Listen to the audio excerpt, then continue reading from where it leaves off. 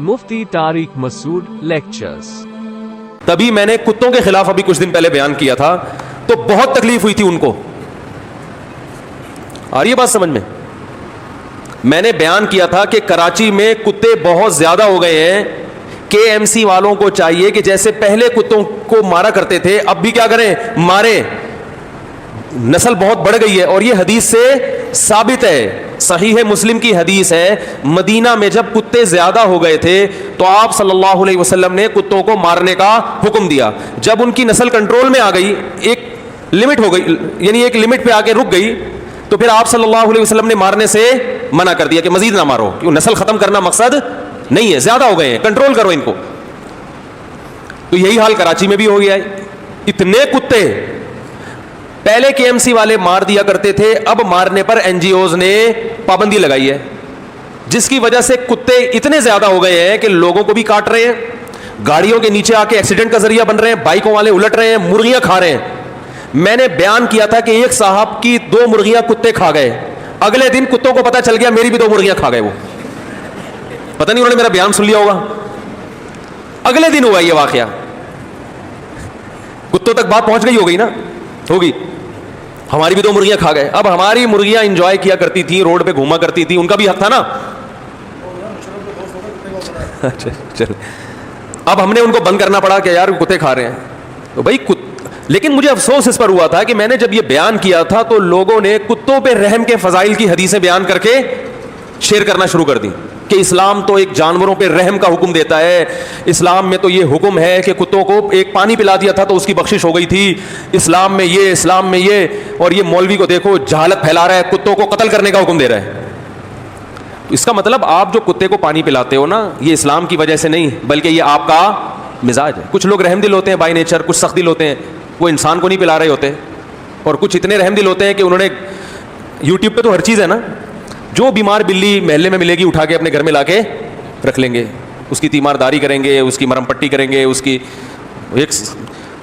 एक साहब ने ऐसे बिल्लियों का एक पूरा एक इज्तिमा जमा किया हुआ है घर में, और दलील ये है कि भाई ये इंसानियत कह रहा हूँ, यानी एक जानवरों की, मखलूक की खिदमत है।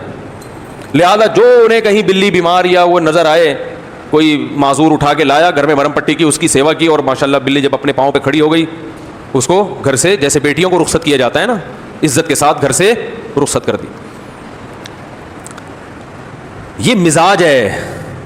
बात आ रही है समझ में? ये क्या है आपका, इस पे थोड़ा बहुत सवाब भी मिल जाएगा, लेकिन ये अपनी सलाहियतों को ज़ाया करने के मुतरादिफ है।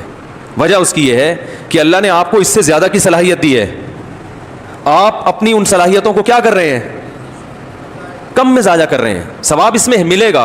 भाई नबी सल्लल्लाहु अलैहि वसल्लम ने फरमाया कि फ़ी कुल्ली कबिदिन ज़ी रतबतिन अजरुन, जिसको भी अल्लाह ने ज़िंदगी दी है ना, उसके साथ एहसान करने में सवाब मिलेगा। लेकिन बात यह है कि एक इधर भूखा मर रहा हो इंसान, और एक इधर जानवर मर रहा हो, तो आप जानवर को उठा के घर ले जाके खिदमत करते हैं, ये आपने फ़ायदे का सौदा किया, ये घाटे का सौदा किया?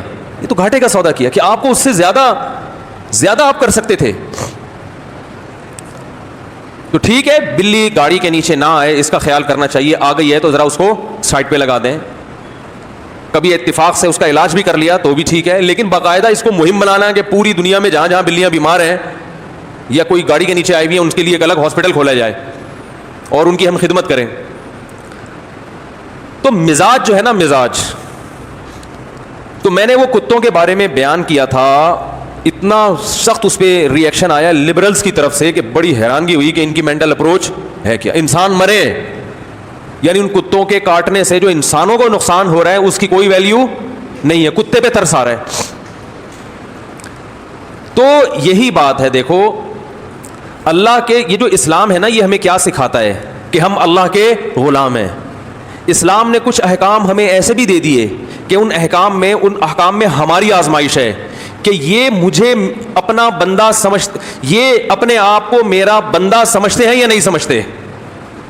बंदे की और गुलाम की डेफिनेशन ये है कि जब उसे ऑर्डर दिया जाए तो उसके पास क्यों का ऑप्शन, बोलो, नहीं होना चाहिए, होता ही नहीं है।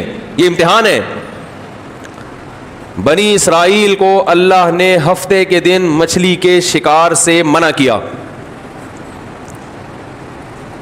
کوئی ریزن بنتی ہے اس کی؟ بھائی ہفتے کو کیا ہو جائے گا؟ کیا ہفتے کو مچھلی کھانے سے یا شکار کرنے سے مچھلی کی نسل پہ کوئی گروتھ ریشو پہ کوئی فرق پڑنے والا ہے بھائی؟ وہ تو جتنا اتوار کو پڑے گا اتنا ہی ہفتے کو پڑے گا. یا ہفتے کے دن ڈاکٹرز کہتے ہیں کہ مچھلی کھانے سے کوئی وائٹامن ڈی کی کمی پوری ہونے کے بجائے اور زیادہ کمی واقع ہو جاتی ہے, ہفتے میں کچھ ایسی صورت سے شعائیں نکلتی ہیں, ہے بھائی؟ اللہ نے منع کر دیا. بنی اسرائیل کو کہا ہفتے کے دن آپ کو مچھلی کھانے کی اجازت نہیں ہے, اور آتی ہفتے کے دن ہی زیادہ تھی. تو اسلام یہ بتانا چاہتا ہے کہ میرے بندے بن کے بنو, یہ زمین تمہارے باپ کی نہیں ہے. بس یہ کانسیپٹ ہمارے دل میں ڈالا جا رہا ہے, سمجھ رہے ہو؟ یہ زمین تمہارے باپ کی نہیں ہے, میں نے بنایا ہے, جیسا کہوں گا ویسے انسان کے بچوں کی طرح چلنا پڑے گا. ختم ہو گئی بات.